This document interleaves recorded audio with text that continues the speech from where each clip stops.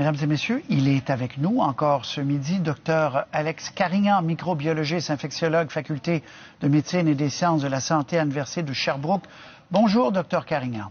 Bonjour, M. Roy. Je veux, parce qu'au tout début, je pense que c'était la première journée où on s'est parlé, je vous avais posé la question, il y a des pays qui choisissent la méthode d'immunisation naturelle, c'est-à-dire de laisser, de protéger les gens plus vulnérables, si possible, évidemment, mais de laisser le virus se promener, se propager, de sorte que les gens ensuite développent des anticorps et ils sont immunisés.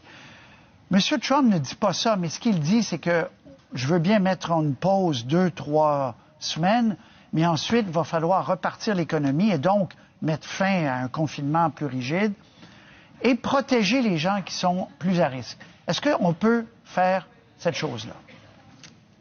C'est très difficile. Est-ce que M. Trump le fait de façon consciente au niveau scientifique? J'en doute fort. Je pense qu'il vit un peu en vase clos. En fait, votre collaborateur l'a mentionné, il est centré principalement sur l'économie. On le voit, en fait, actuellement, la maladie qui se propage à vitesse vertigineuse, entre autres à New York.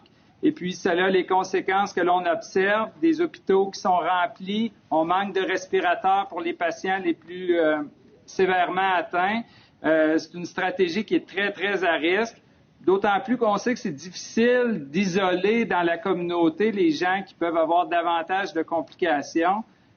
C'est très risqué comme stratégie. Parce que ce qui se dessine aux États-Unis, puis évidemment, c'est un impact sur nous, c'est pour ça que j'en parle, c'est que, oui, le confinement, puis vous parlez de l'État de New York. À New York, les cas montent de façon vertigineuse, mais qu'il y aura un confinement 2-3 semaines au moins, mais qu'après, il y a des dirigeants économiques, il y a des conseillers économiques qui poussent pour qu'après, on libère un peu la roue économique, qu'on laisse des gens moins à risque aller travailler, qu'on rouvre des commerces, etc., mais en protégeant les personnes âgées. C'est ça que ces conseillers économiques, en tout cas, ils le tirent dans cette direction-là. On a vu ça en Europe également, en Grande-Bretagne. Ils voulaient faire ça au début. Au niveau des États-Unis, en fait, on le voit pour d'autres politiques aussi. Malheureusement, la science semble laisser de côté. M. Trump a la chance d'avoir un consultant fantastique, Anthony Fauci. Puis là, on le voit au cours des derniers jours, il semble avoir été pas mal laissé de côté, laissé en plan. Au niveau des maladies infectieuses, c'est un des hommes les plus respectés dans le domaine en Amérique du Nord. Ce sont vraiment des politiques qui délaissent la science, malheureusement. Okay. On verra l'impact que ça va avoir, mais on le sait de façon réaliste. Sur une période de 2 semaines, c'est très improbable que l'épidémie soit contrôlée. Si on prend l'exemple ici, M. le Premier ministre a mis des mesures en place. On le voit, entre autres, les fermetures des écoles jusqu'au 1er mai minimalement. C'est pas une épidémie qui va se régler en claquant des doigts. Là. Je pense que tout le monde le constate actuellement. Donc, on peut réfléchir de 2 semaines en 2 semaines, mais de façon réaliste.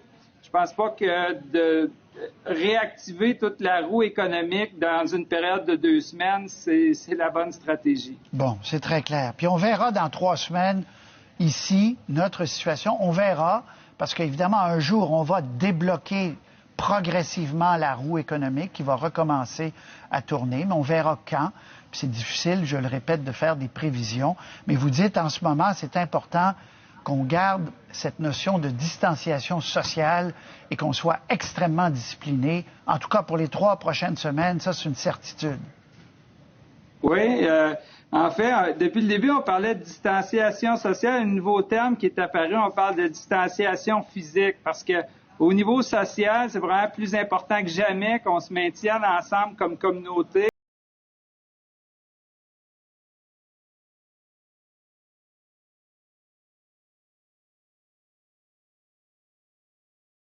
Partout dans les supermarchés, de plus en plus, les supermarchés invitent les gens à respecter ce genre de mesures-là dans des files, dans différents contextes, dans les soins de santé. C'est très important, effectivement. Puis l'isolement à la maison, je pense qu'il est plus important que jamais. Ce matin, les autorités de santé publique de Montréal qui parlent ouvertement de transmission communautaire. Ça fait quand même déjà plusieurs jours qu'on en parle. Je pense qu'elle était présente. Est-ce qu'elle est là de façon étendue ou c'est encore par différents foyers? On pense quand même que c'est encore certains foyers de transmission communautaire, mais là, c'est vraiment le moment où c'est le plus important de respecter ces mesures-là, puis l'isolement à la maison des gens le plus possible, c'est ce qui va nous permettre de freiner l'épidémie. C'est ça. Pendant que les débats se poursuivront sur la rouverture de l'économie mondiale à d'autres moments et dans d'autres lieux, mais pour l'instant, allons-y 3 semaines à la fois, là, pour les 3 prochaines semaines, il faut...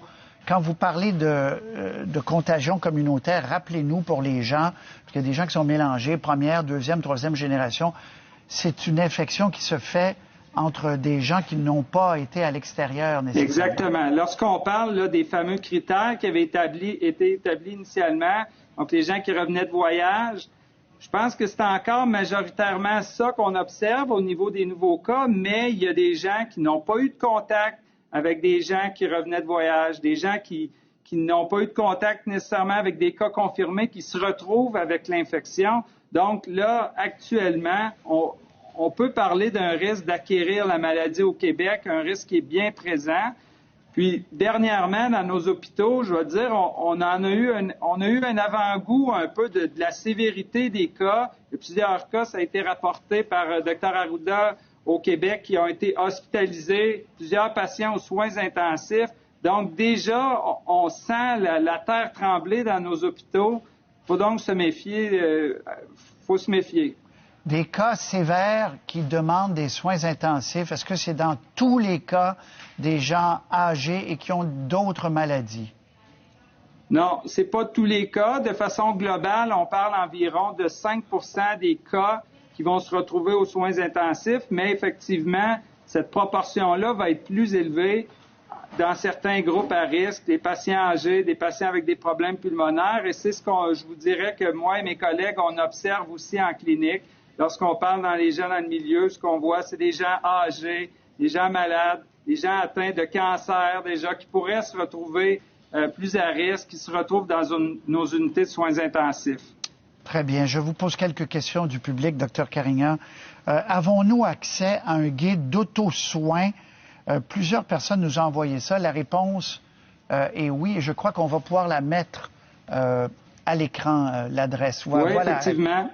Sur le site du ministère, il y a un guide d'auto-soins qui a été fait parce que dans la grande majorité des cas, pour les gens qui vont faire une infection peu sévère, on les retourne à la maison avec les recommandations, le guide d'auto-soins. Éventuellement, c'est des symptômes qui vont s'amender spontanément, sans complications. Puis ça, il faut le rappeler aussi, c'est une infection qui demeure bénigne pour la grande majorité des gens, mais vu le nombre potentiel de gens qui pourraient être infectés, c'est là qu'on pourrait se retrouver avec beaucoup de gens dans nos hôpitaux. Mais pour la majorité des gens, l'important, c'est de retourner à la maison, se soigner et éviter de contaminer les autres surtout.